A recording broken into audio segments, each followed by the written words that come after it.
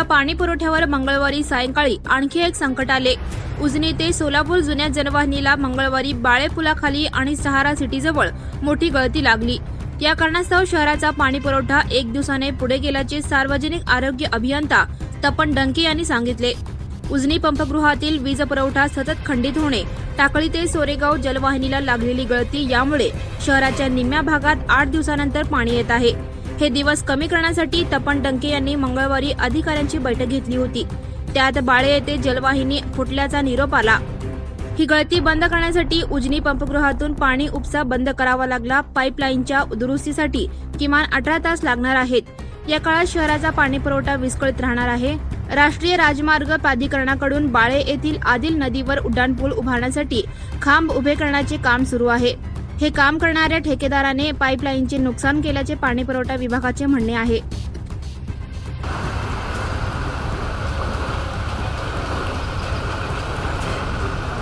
Subscribe now and press the bell icon.